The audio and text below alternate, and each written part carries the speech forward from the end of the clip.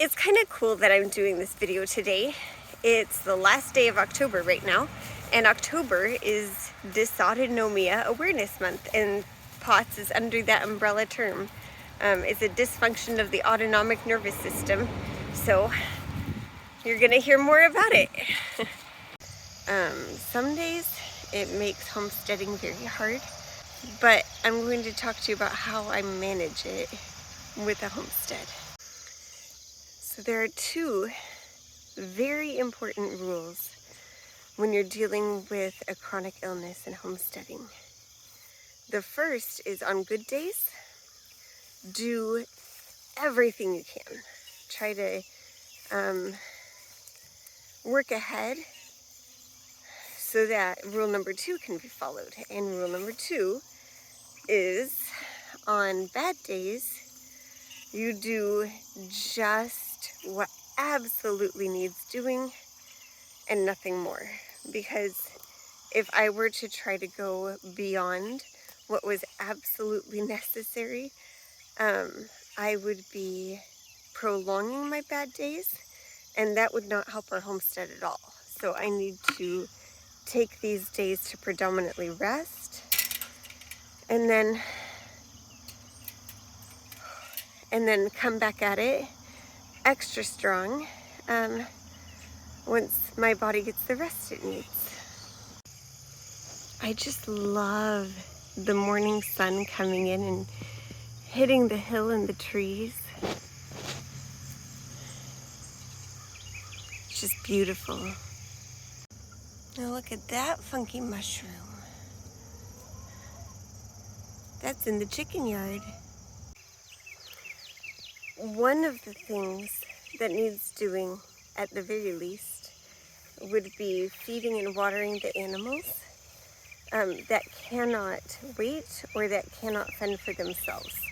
That includes, well, we feed the cats and the dog because we don't want them to chase our animals out of hunger. And then we also feed the chicks and the meat birds, and then everything else. The chickens have an automatic waterer and an automatic feeder. I'm not going to check for eggs today. The ducks fend for themselves. The pigs can wait. That's an awfully long walk out there, and I just don't have it right now, so that can wait. I tend to try to cook big meals and then freeze the leftovers in order to have freezer meals on bad days. So I don't even have to cook. I can just pop it out of the freezer, but it's still a good homemade meal. I'm wondering, if you have a chronic illness, if you have any tips. Well, it's days later, and you would think I was feeling, perfectly well after resting. In fact, yesterday, I did nothing on the farm. It was raining for days, and it honestly probably put me into a POTS flare. But there are still things that have to be done.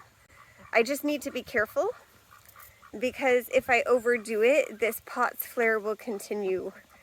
Today my heart hurts, and I feel weak, and I feel just overall run down, but I still have to do some things.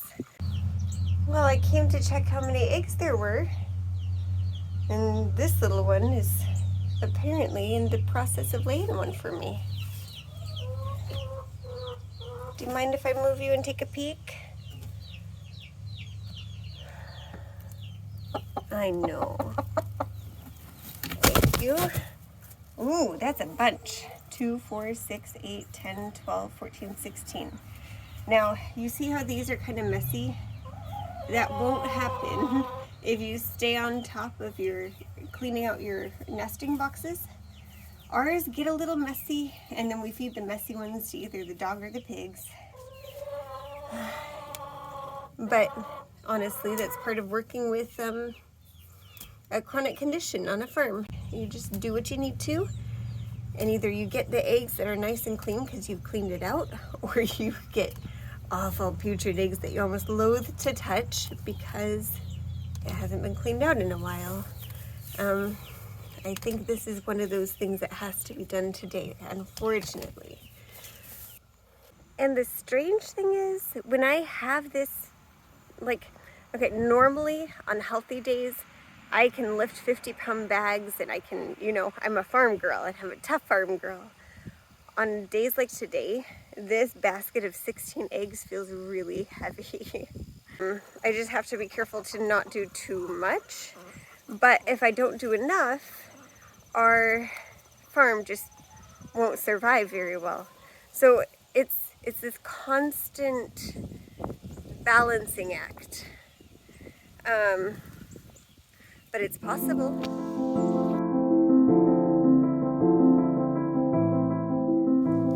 So my husband is wonderful at helping me. Can you think of ways that you help me? Well, you just jump in there and help, but you also encourage them to take the rest when they need it. Because my wife's one of those people who just charges through and does stuff, and will just keep on going, even when she probably should have stopped a long time ago. So encouraging her to get the rest she needs, and helps a lot, because if she keeps pushing on harder, sometimes it puts us in a worse shape than if she had stopped before. And I've gotten better Yeah. about asking you, because I used to just try to keep on going anyway. And lately I've been able to be like, wait, hold on.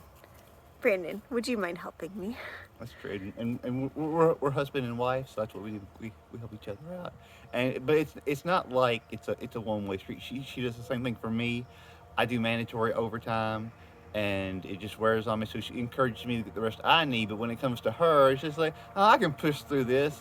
Me, if I don't get the sleep I need, I'm extremely grumpy. And then you're able to do things I'm not, like take water to the pigs and, you know, feed them on potsy days and whatever. Yeah, and there's things that I just don't like doing on the farm, and you pick up a lot of that too. Like, I don't like necessarily like feeding the cats, you know, or the dog. I mean, I like the cats and the dog, but at the same time, I just don't care to feed them, and that's something you do, which takes load off me.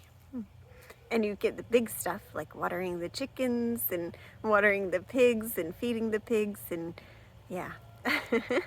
So it all works out really well. Well, I appreciate you, dear. Appreciate you too.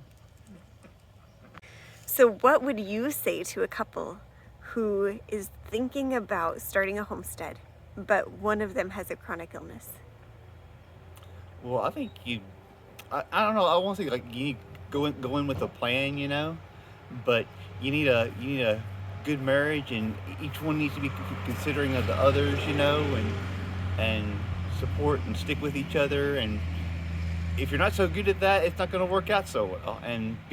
But you might need to sit down and make a plan to where you're both can I won't say deal with it, but yeah, that's it. Deal with it. All right. Well, thank you. Thank you. And marriages are great. Why? Because they make children. Like me. You're also a big help on my potsy days, aren't you? Yeah. Fun. Is it fun doing the homestead and taking care of the animals? Yeah, and it's also fun to be a kid. I wish we could travel in time. So you could be a kid, and Dad could be a kid, and the kitten and the cats could be kittens. Yeah, that would be cute, wouldn't it? Oh, and Danny could be a puppy again.